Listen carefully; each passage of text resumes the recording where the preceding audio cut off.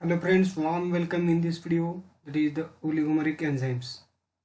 Friends, those proteins which consist of two or more polypeptide chains and which are usually linked to each other by non-covalent interactions like hydrogen bond or van der Waals forces, and which is never attached by peptide bonds, are called as oligomeric proteins, and such enzymes are called as oligomeric enzymes. Now the component polypeptide chains in this oligomeric protein are termed as subunits and may be identical to or different from each other.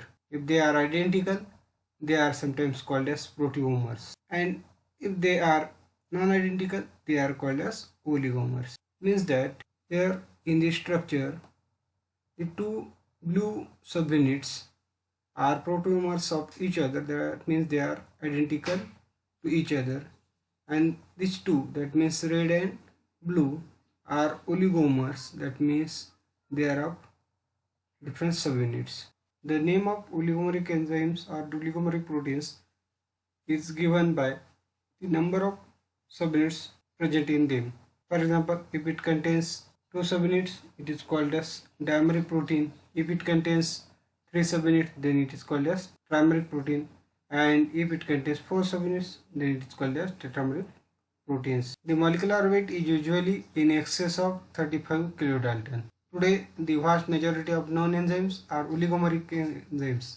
For example, all of the enzymes involved in glycolysis possess either two or four subunits. It is therefore reasonable to assume that the subunits of oligomeric proteins gain properties of the association that they do not have in isolation. Such enzymes are not synthesized as inactive zymogens like monomeric proteins, but their activities may be regulated in far more precise way by feedback inhibition. This is possible because many oligomeric proteins exhibit allostery, that is, the different binding sites interact with each other. Some examples of oligomeric enzymes are considered below in order to see what other advantages may result from the association of subunits. So we will see the examples of oligomeric enzymes. First, lactate dehydrogenase. Vertebrate lactate dehydrogenase is an example of oligomeric enzyme where each subunit has the same function. In this case, to catalyze the conversion of lactate to pyruvate.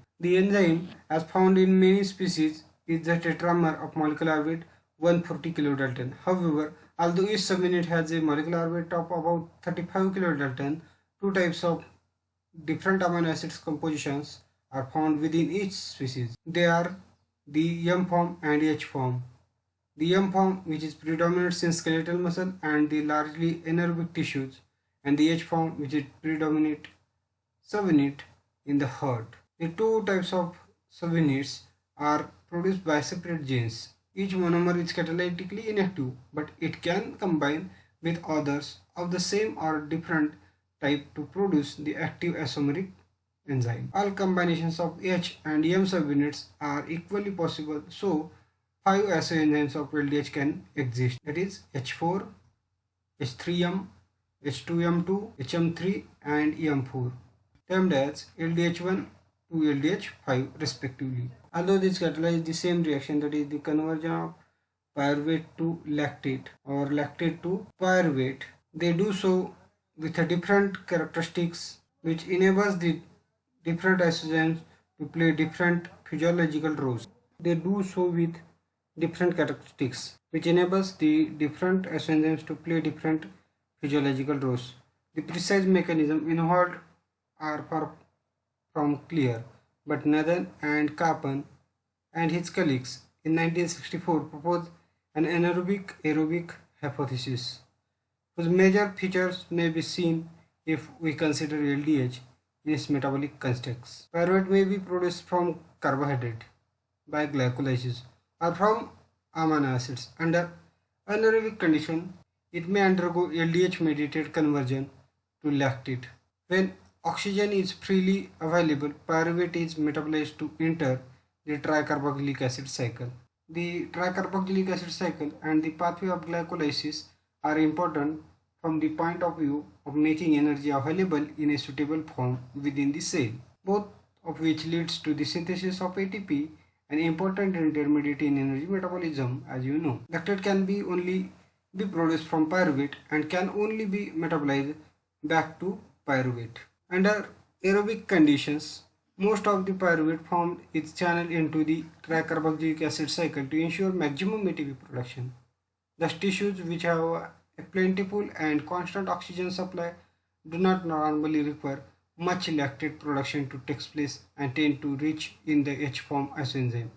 This converts pyruvate to lactate at a relatively low rate, the process possibly even being inhibited by pyruvate. However, such tissues may require to utilize lactate produced elsewhere as a substrate, and when lactate levels are high, forcing the reaction in favor of net pyruvate formation.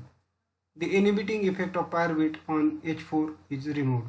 Under anaerobic conditions, the tricarboxylic acid cycle cannot operate, leaving the cell dependent upon glycolysis for ATP production without a constant supply of NAD. This too would break down, but the LDH mediated conversion of pyruvate to lactate can ensure that the NAD positive levels are maintained. Therefore, in tissues which can become oxygen starved, an LDH isoenzyme M4 with a high capacity for converting pyruvate to lactate required. The lactate produced eventually find its way to the heart or liver via the bloodstream and pyruvate is reformed. The Kalpan hypothesis as outlined above seems quite plausible and it's consistent with much of the available experimental evidences, but not all of it. For example, although the M4 isoenzyme has a higher turnover number than H4 for pyruvate to lactate conversion, it apparently has lower affinity than H4 for the substrate. Also, the predominant enzymes in human liver is M4, whereas predominance of H4 might have been expected from the aerobic anaerobic hypothesis. Moreover, this hypothesis does not explain why 5 isoenzymes are required, presumably enabling each tissue to have the type appropriate to its needs. Nevertheless, whatever the precise reason for the presence of 5 isoenzymes of a lactate dehydrogenase within an organism, it is apparent that an arrangement enabling this to be achieved with only 2 different subunits and 2 genes is more efficient than the possible alternative of having 5 different active monomeric enzymes requiring 5 genes.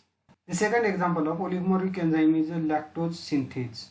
Mammary gland lactose synthase is an example of an oligomeric enzyme where a non-functional subunit modifies the behavior of a functional subunit.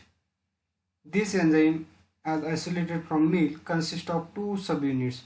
One of these is a catalytically inactive protein, alpha-lactalbumin, found only in mammary gland. The other is N-acetyl-lactosamine synthase, better known by name beta-1,4-galactosyl transferase, an enzyme present in most of the tissues. In the absence of alpha-lactalbumin, beta-1,4-galactosyl transferase catalyzes the reaction UDP galactose plus N-acetyl glucosamine to UDP plus N-acetyl galactosamine. This is important in the synthesis of carbohydrate components of glycoproteins. The enzyme is also produced and stored in the mammary gland during the pregnancy when levels of alpha-lactalbumin are low.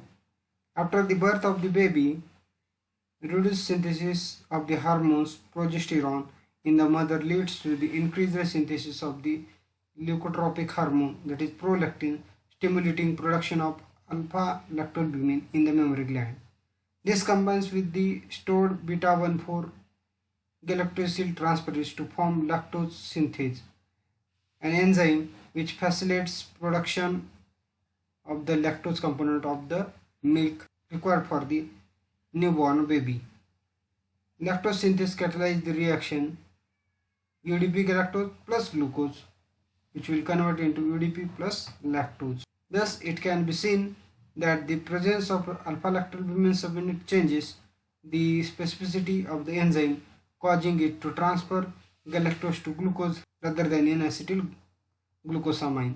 The overall process involves conformational changes in the region of the active site of the enzyme. The third example of oligomeric enzyme is the tryptophan synthase.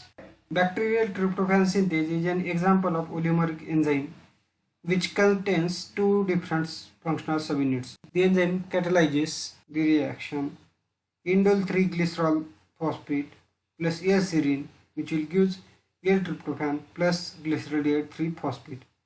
It can be dissociated into two alpha subunits, each of molecular weight 29 kilodalton, and a beta 2 subunit of a molecular weight 90 kilodalton. The beta 2 subunit further dissociates in the presence of 4 molar urea to give two beta subunits, each of which has a binding site for the coenzyme pyridoxal phosphate. The isolated alpha subunits will catalyze the reaction indole 3-glycerol phosphate to indole plus glyceraldehyde 3-phosphate. The isolated beta 2 subunits also has catalytically active, but for the reaction indole plus L-serine in the presence of pyridoxal phosphate converts into L-tryptophan. So, the different subunits of a tryptophan synthase can be seen catalyze separate halves of the overall reaction. However, the rate of these partial reactions are less than 5% the rate of the reaction catalyzed by the intact alpha 2 beta 2 enzyme. Also, significantly, indole is not released from the intact enzyme. Clearly, the oligomer has a degree of organization not possessed by the isolated subunits. In fact, as shown by Edith Miles and colleagues in 1990, the intermediate compound indole is passed down as a short tunnel directly from the active site of a alpha subunit to that of a beta subunit, greatly increasing the efficiency of the overall process. The fourth example of oligomeric enzyme is pyruvate dehydrogenase. In aerobic organism, glucose and other sugars, fatty acids and most amino acids are ultimately oxidized to CO2 and water via the citric acid cycle and the respiratory chain. Before entering the citric acid cycle, the carbon skeleton of sugars and fatty acids are degraded to the acetyl group of acetyl-CoA, the form in which the cycle accepts most of its fuel input. Many amino acids carbons also enter the cycle this way, although several amino acids are degraded to other cycle intermediates. Pyruvate dehydrogenase complex is a cluster of enzymes, multiple copies of each of three enzymes located in the mitochondria of eukaryotic cells and in the cytosol of bacteria. A careful examination of this enzyme complex is rewarding in several respects. The PDH complex is a classic, much studied example of a multi-enzyme complex in which series of chemical intermediate remain bound to the enzyme molecules as a substrate is transferred into the final product.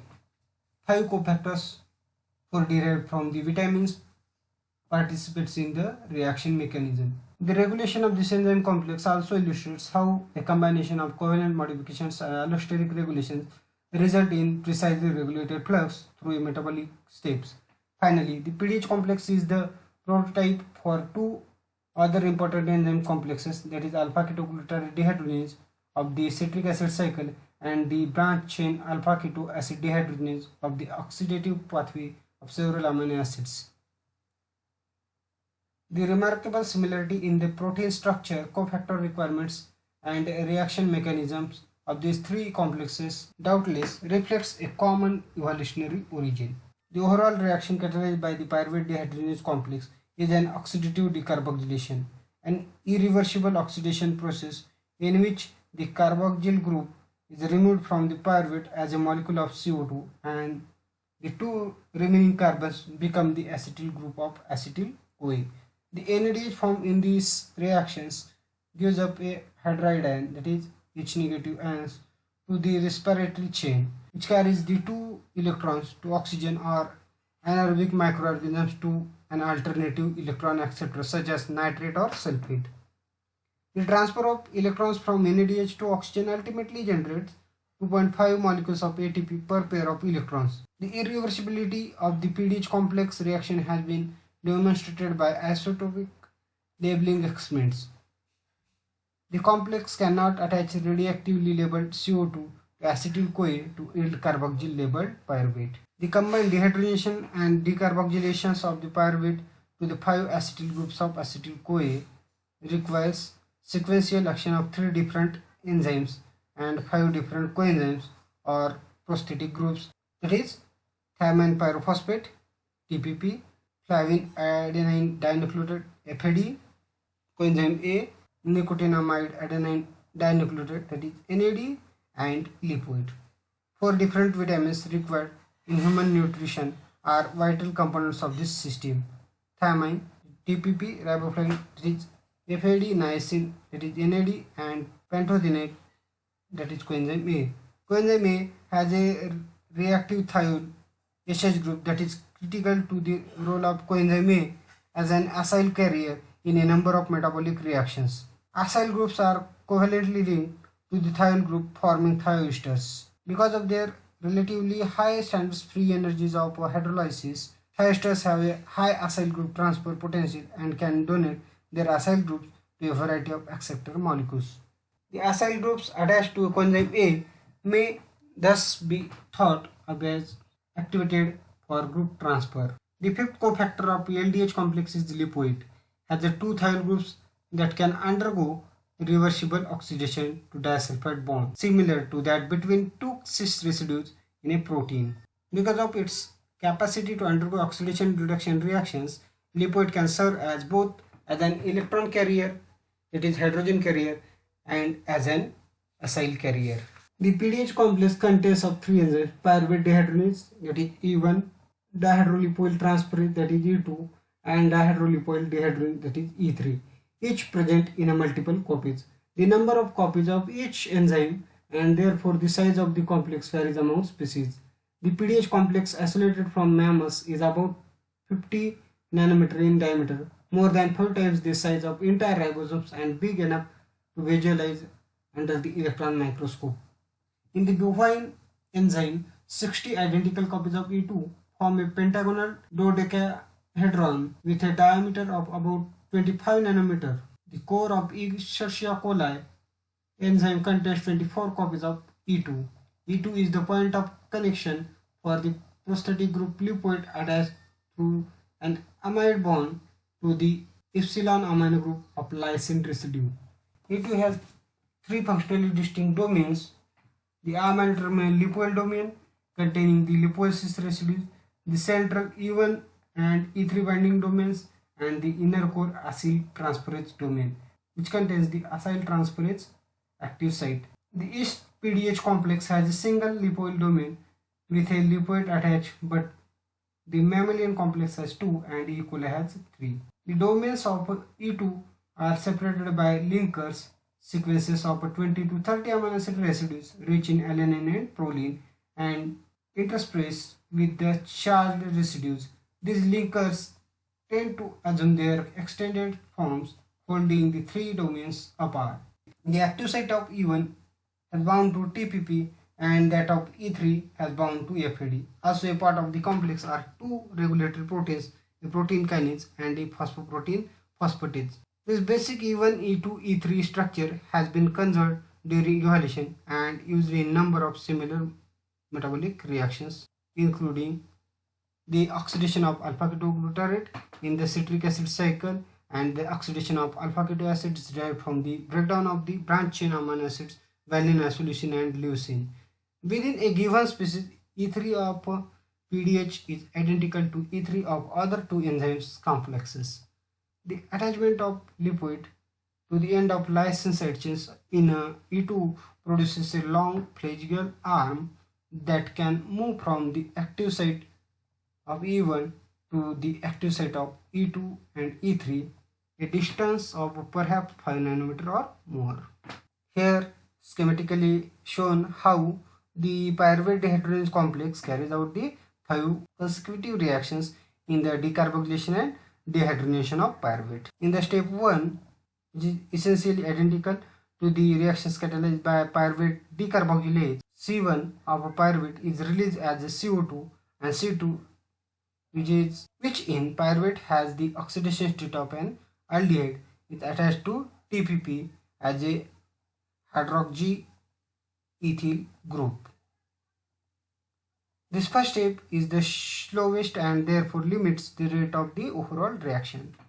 It is also the point at which the PDH complex exercises its substrate specificity.